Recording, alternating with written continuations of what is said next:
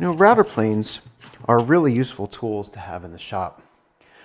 But grinding and sharpening a router plane blade can be a challenge. The almost 90-degree bend in the blade makes it impossible to grind the bevel on a traditional bench grinder. You can't use the face of the wheel like you can with a straight blade. And while you can use the side of the wheel, it's kind of difficult to keep that grind nice and straight when you're doing so. But there is a way to create a hollow grind on a router plane blade using a non-traditional method. Instead of using a traditional bench grinder, you use a sanding drum in a drill press. Now I do have to give credit where credit's due. I didn't come up with this method of grinding a router plane blade. The jig and the method that I'm going to show you was created by Derek Cohen.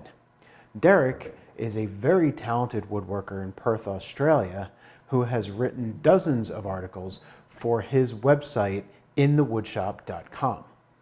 I first saw this method on Derek's website and thought it was brilliant. So credit goes to Derek for coming up with the technique. To start, make a small cradle to support the blade. Bevel 2 strips of wood at 45 degrees, then glue these 2 strips to a flat base with their points touching.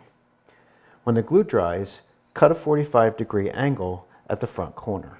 Now, the sides of a Stanley router plane blade are beveled at 45 degrees.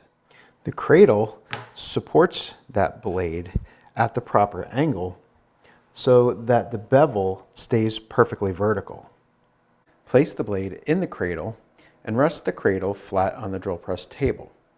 Using the cradle to hold the blade in the correct orientation, use a sanding drum on the drill press to grind the bevel. Use a relatively coarse sanding drum to minimize heat buildup.